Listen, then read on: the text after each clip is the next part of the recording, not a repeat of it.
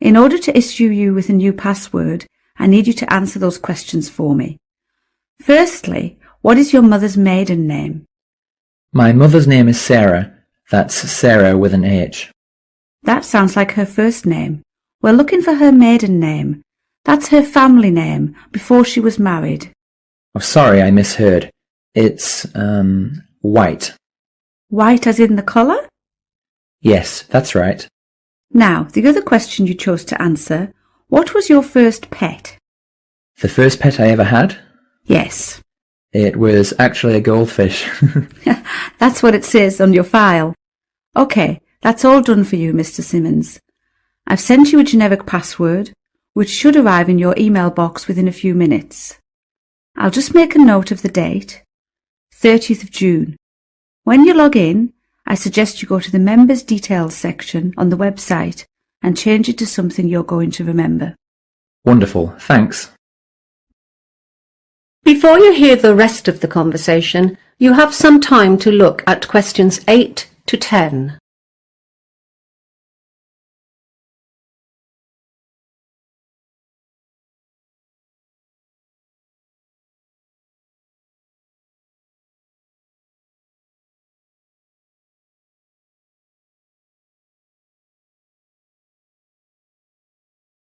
Now listen and answer questions 8 to 10. Is there anything else I can help you with today? Yeah, there are a few things. I've been having some connection issues recently. I think the problem is with the cable that connects the modem to the computer. Do you supply those? You need a new cable. Not a problem. I'll arrange for that to be sent off tomorrow. Thanks. Also, I'm currently signed up for 3 of your services: home phone, mobile and broadband. I use the internet a lot, on my computer and on my mobile, but to be honest, I never use the home phone and I don't see why I should keep paying for that plan. Would you like me to cancel that home phone for you? Yes, please, if you wouldn't mind. Done. Is there anything else? Yes, just one last thing. Do you offer any antivirus products? Yes, we have one which offers full protection against viruses, spam and identity theft, which is useful if you're doing any online banking and that kind of thing. It's called the Security Pack. Sounds perfect. Sign me up for one of those, please. And we've got another one. It's called the Parenting Pack. It prevents your children from accessing harmful websites and downloading things they shouldn't. I'm not so worried about that anymore. Both my children are adults and have left home. So, just the Security Pack, thanks. That's everything. That is the end of section 1. You now have half a minute to check your answers.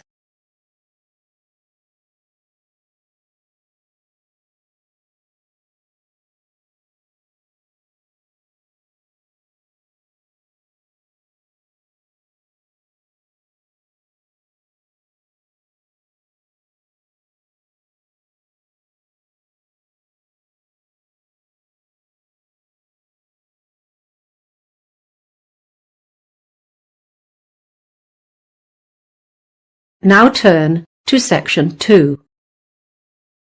Section 2. You will hear a man who owns a holiday home talking on the phone to a woman who has rented it. First, you have some time to look at questions 11 to 16.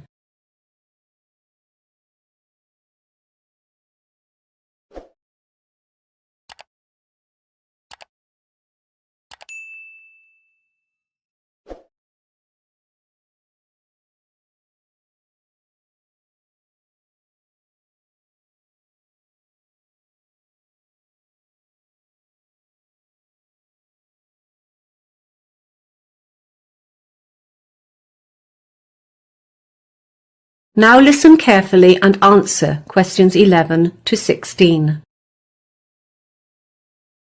Hello, Ron Smith speaking. Hi, this is Kayla Lawton. I signed up with the Holiday House agency to rent your beach house, but the agent isn't available today and I have a problem. I can't remember what she said about the alarm system. Oh, it's quite simple, really. The main thing to remember is to enter by the back door, which leads into the kitchen, because that is where the alarm is situated, right next to the light switch, just beside the door. If you go through the front door into the living room, it will take you longer to reach the alarm, and you only have a few seconds to deactivate it. The code is 3498. OK, I've got that. The agent will have given you the back and front door keys, but there are other keys that you may need for the garage, the laundry, and the little garden shed. You'll find them hanging on a hook inside the cupboard in the hallway, next to the hot water cupboard. The laundry room is outside, next to the garage. It should be kept locked, so please remember to return the key to the hook when you've done your washing. The last tenant lost it somewhere in the garden, and I had to have the lock replaced. There should be some laundry detergent for the washing machine next to the dishwashing liquid under the kitchen sink. Oh, now, about the linen. The sheets are already on the beds, and there are lots of towels at the house too. Of course, you'll want to enjoy that lovely safe swimming beach as much as possible. You'll find a pile of beach towels in a basket on the washing machine. Feel free to take these to the beach with you. We have lots of them, and they're pretty old, so it doesn't matter if they get a bit dirty or sandy. There are other newer towels for use in the bathroom only. These are in the hot water cupboard on the shelf up above the cylinder. Please don't take these ones down to the beach. Ah, what else? Oh yes, I should tell you that the electricity supply is generally reliable, but sometimes there are power surges which make a few light bulbs blow. If that happens, don't worry. There are spare light bulbs in a shoebox on the chest of drawers in the bedroom. That reminds me, the main power supply is switched off at the mains box, which is above the front door. The first thing to do when you arrive is to pull down the large lever. It's clearly labelled mains switch. You don't need to touch any of the other switches. Thank you. Anything else? Before you hear the rest of the conversation, you have some time to look at questions 17 to 20.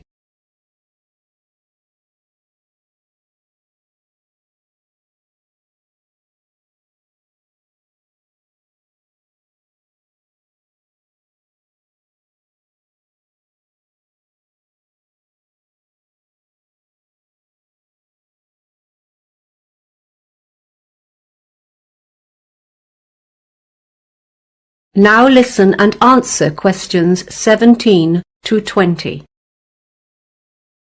Oh, one more thing. Something that might interest you is a folder of local information. You know the sort of thing. Interesting places to visit, opening hours for the shops and services in the town, plus a little map of local walks. It's on top of the TV along with the remote control. Parking in the town is usually really easy, except for weekends, when the place is swamped with tourists, so I would recommend doing your shopping on weekdays. Oh, one thing though, if you want to combine a shopping expedition with a visit to the Early History Museum, you should know that it's not open on Mondays. There are lots of good places to eat in town too. You'll find a list of menus and takeaway prices for some of the more popular local cafes and restaurants. If you like Chinese, the Happy Dragon has excellent food, or I'd recommend the Pizzeria if you prefer Italian.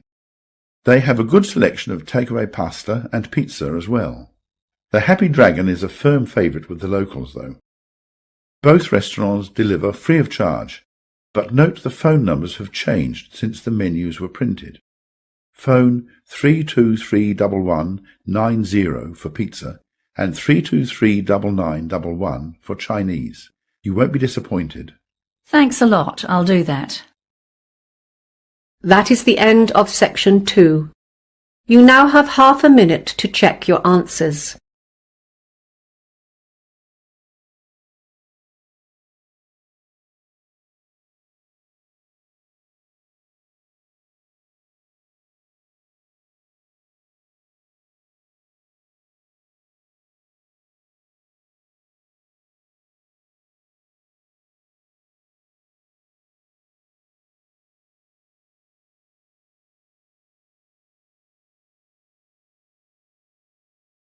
Now turn to section 3.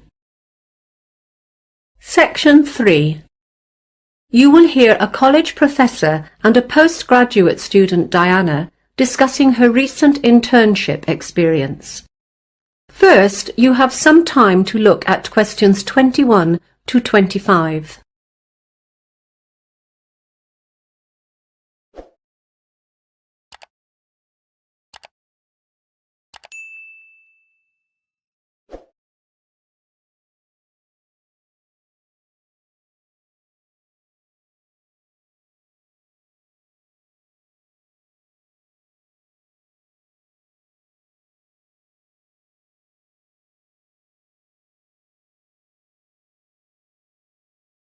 Now listen carefully and answer questions 21 to 25.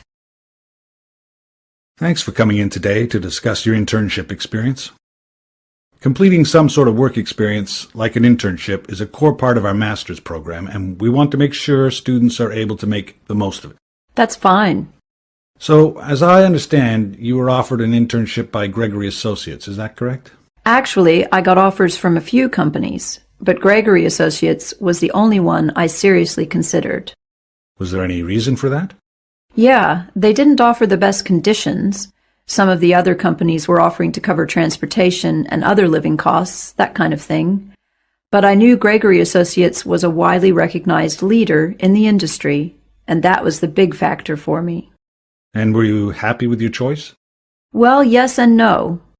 Mixed feelings? Yeah, I mean, don't get me wrong. Everyone in the office was great. They didn't talk down to me, and they were always happy to assist if I wasn't sure about something. Was it the work, then? Some students do find internships a little tedious and boring. It's not that it was boring. I was doing new things every day, and I loved that. They really kept me on my toes. It's just that I'm studying economics, you know? But most of the projects I was assigned to involved more administrative stuff.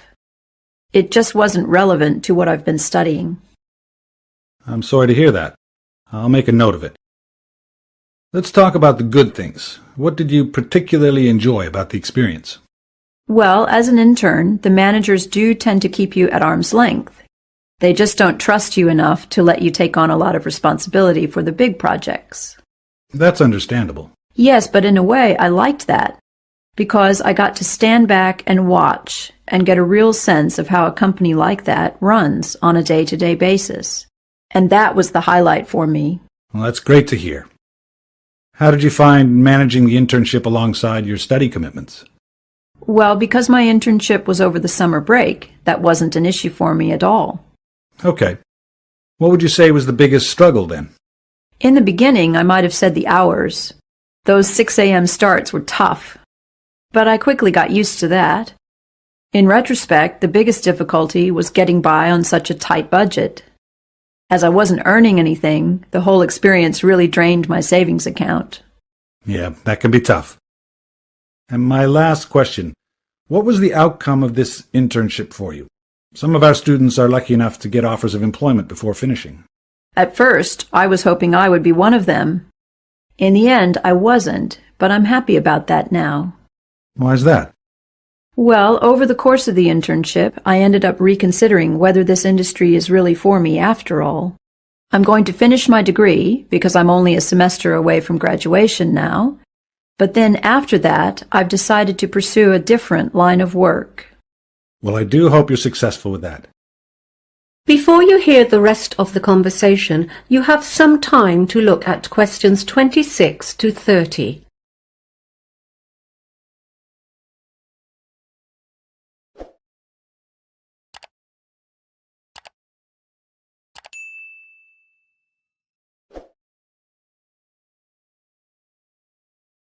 Now listen and answer questions 26 to 30.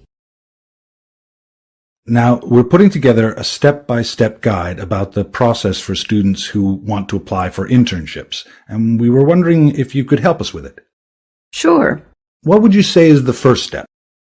Before they do anything else, students need to get their documents sorted. Companies need to see all sorts of things, such as reference letters and verified copies of academic transcripts. It can take time to get it all together, so applicants need to get onto this as soon as possible. Great. We'll put that down as number one. And then students should begin researching companies? Absolutely. They should look at a wide range of companies and the internships they offer. They really shouldn't limit themselves at that stage. It would be time-consuming to apply to them all, though. Yeah, so I think they need to weed out those positions they are not qualified for, or that don't meet their own needs and interests, and then put together a short list consisting only of those positions that are a good match. And then? Well, the next part is the applications, of course. I think the big mistake here is that some students just send the same cover letter and the same CV to each company, when in reality, every position is a little bit different. They really need to alter their applications so that they refer to the individual needs of each position. I'll make a note of that. And should students follow up on their applications? I think so. It's best to call each company. An email is too easy to ignore or delete. And not too soon either. A week after the applications have been submitted is probably ideal. So if they get an interview, what's next? Obviously, they need to prepare. For me, this included all sorts of things, like practicing my body language in front of the mirror and researching common interview questions online. Any tips for the interview itself? Most students are so obsessed with having the right answers, but I think the most important thing is actually to ask questions. It shows the employer that you are genuinely interested in their company and in the position. That's really helpful advice. Thanks for coming by today. No problem. That is the end of section 3. You now have half a minute to check your answers.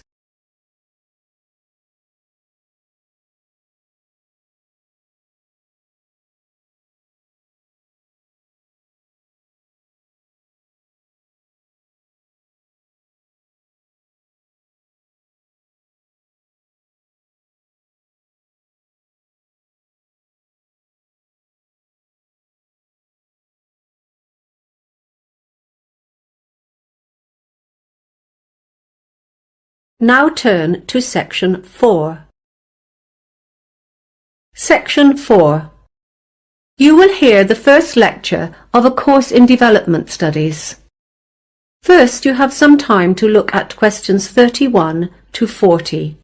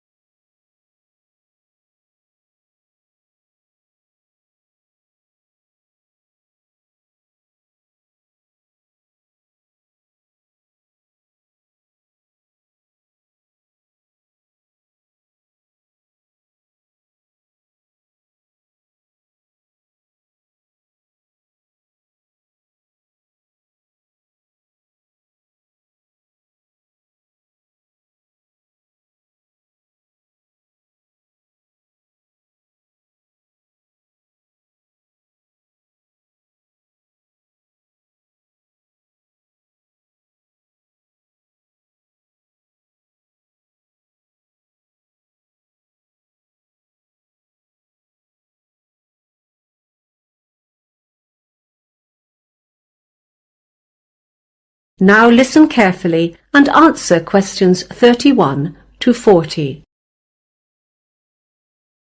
Good morning, everyone, and welcome to your first lecture in Development Studies.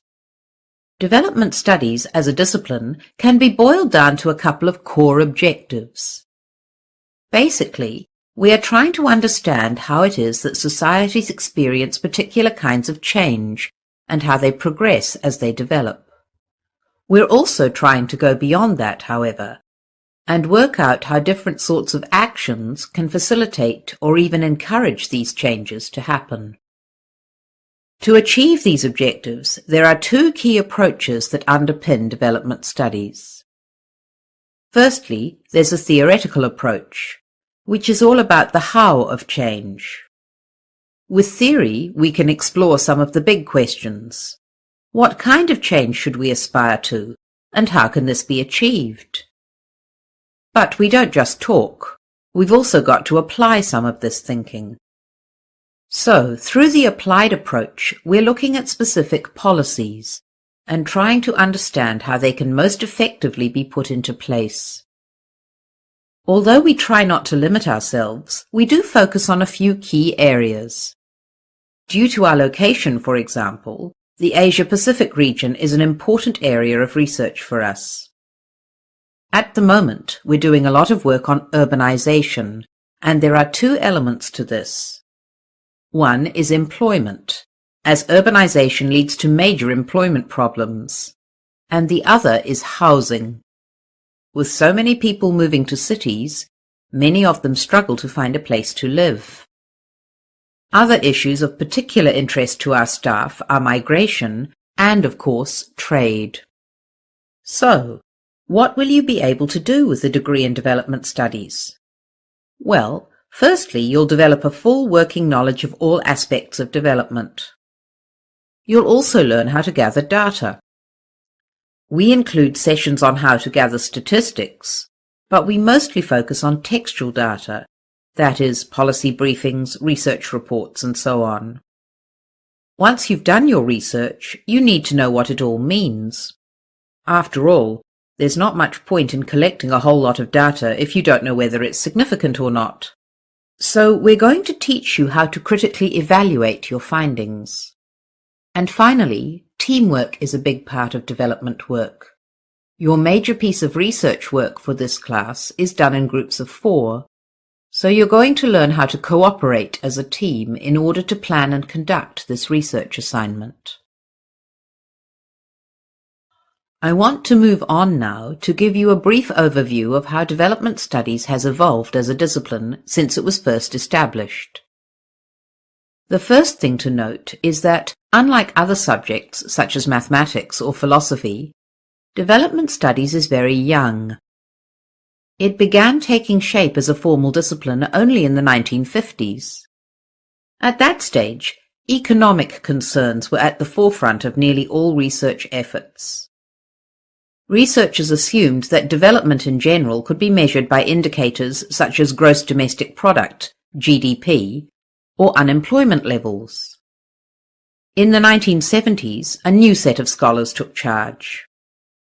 These researchers, informed by the social movements of the 1960s, brought a new set of issues to the table. At that time, development studies grew increasingly critical of established practices and the assumptions that lay behind those practices. Questions were raised in 3 areas: the role of power in creating policy, the importance of environmentally sustainable change, and problems with inequalities in terms of gender. From the 1980s onwards, the economy staged a comeback as a centerpiece of development practice. A key factor here was the reduced significance of national governments due to a number of market-led reforms in many countries around the world. In contrast to the 1950s, however, researchers have recently shown a heightened interest in smaller-scale economic projects. One significant innovation here is the idea of making tiny loans, sometimes only a few dollars, to help women in particular to start up a small business. And that brings us to today. So let's finish now by talking about... That is the end of section 4. You now have half a minute to check your answers.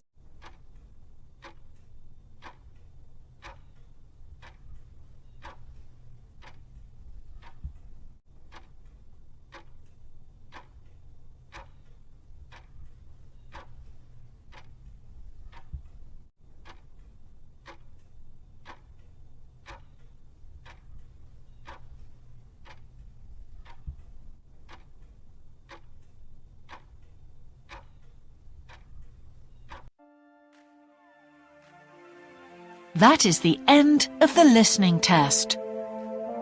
In the IELTS test, you would now have 10 minutes to transfer your answers to the answer sheet.